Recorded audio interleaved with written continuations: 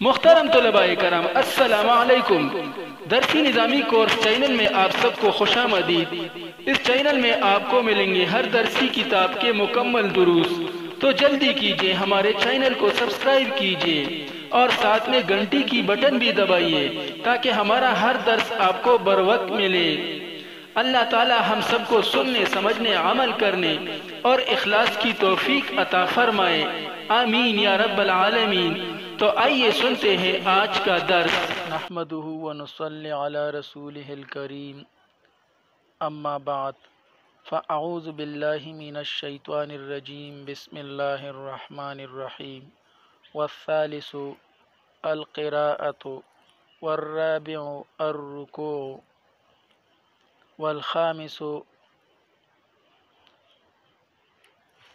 السجود، والسادس القعدۃ الأخیرۃ۔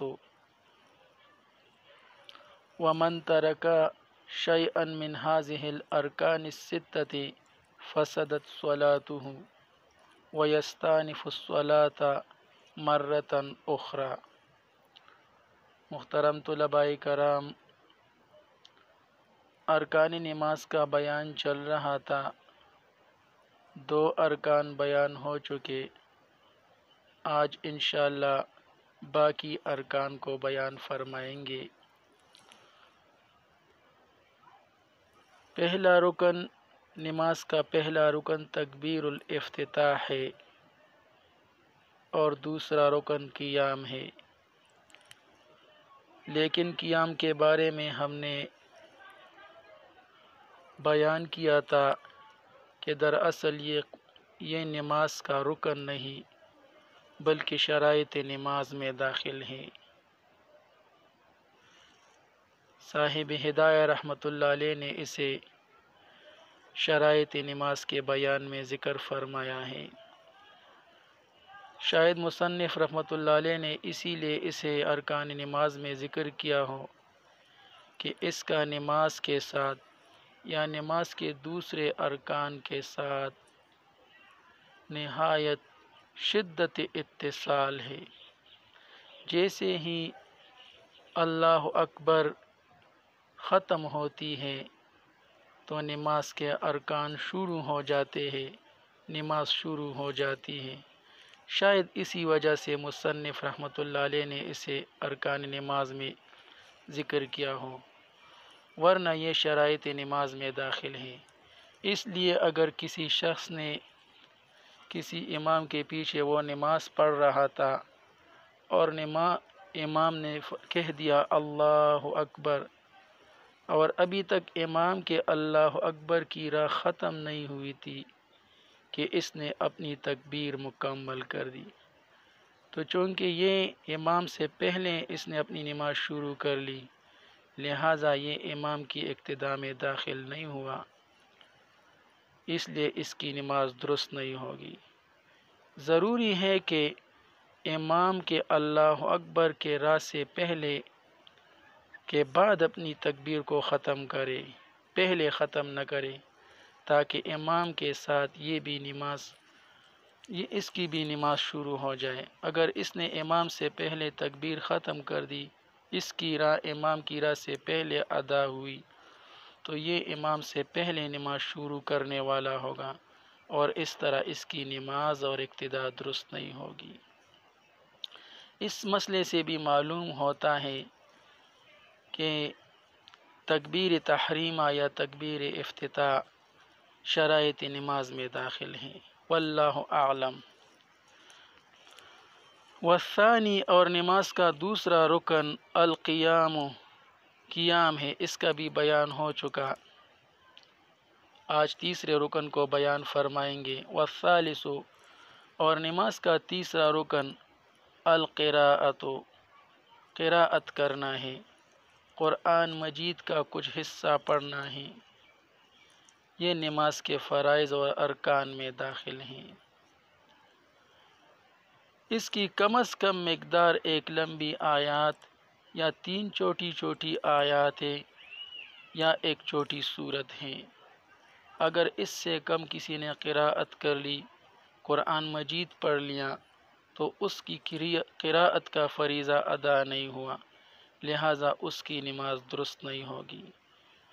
پس نمازی کے لیے ضروری ہے کہ وہ کم از کم ایک لمبی آیات یا 3 چھوٹی چھوٹی آیاتیں یا ایک چھوٹی سی سورت پڑھ لے، تو اس کا جو نماز میں تو اس کی قراءت ادا ہو جائے گی، فرض مقدار ادا ہو جائے گی۔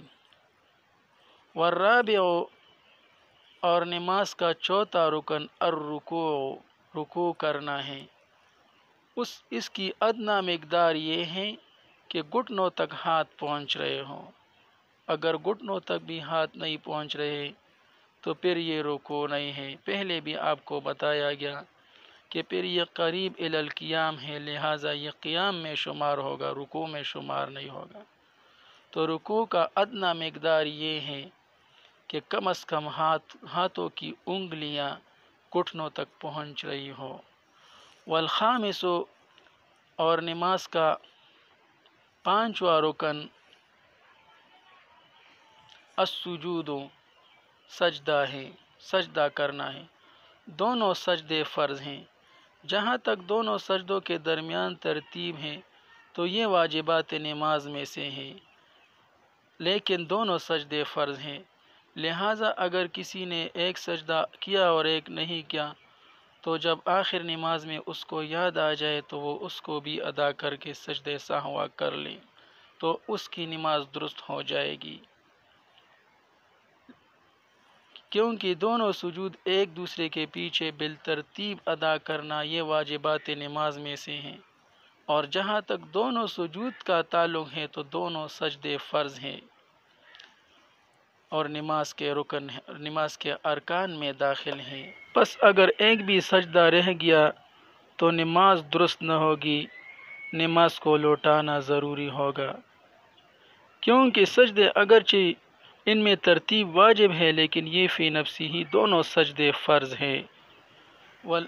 والسادس، اور نماز کا چھٹا رکن القعدۃ الاخیرۃ، آخری قاعدہ ہے، بقدر تشہد، یعنی یہ بقدر تشہد بیٹھنا التحیات للہ سے لے کر عبدہ و رسولہ تک جتنی دیر میں پڑھا جا سکتا ہے اتنی دیر صرف بیٹھنا، یہ التحیات یا تشہد نہیں بلکہ اس قدر بیٹھنا یہ ارکان نماز میں سے ہیں۔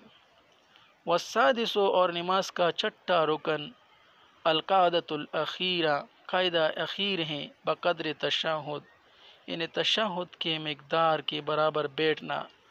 ومن ترکا، اور جس نے چھوڑ دیا شیئا ایک چیز، یعنی ان ارکان نماز میں سے کوئی رکن، من ہذہ الارکان الستۃ، ان 6 ارکان نماز میں سے کوئی رکن، فسدت صلاتہ، تو فاسد ہو جائے گی صلاتہ، اس کی نماز، تو اس کی نماز فاسد جو ہو جائے گی۔ ان میں سے اگر ایک بھی رکن کسی نے چھوڑ دیا تو اس کی نماز ادا نہیں ہوگی اور اس کا ذمہ فارغ نہیں ہوگا۔ وَيَسْتَأْنِفُ الصَّلَاةَ، اور وہ اعادہ کرے گا نماز کا، مرتن اخرى، ایک مرتبہ اور، دوبارہ اس کو نماز پڑھنا ضروری ہوگا۔ اگر ایک بھی رکن چھوٹ گئی تو اس کے لیے دوبارہ نماز پڑھنی ضروری ہوگی۔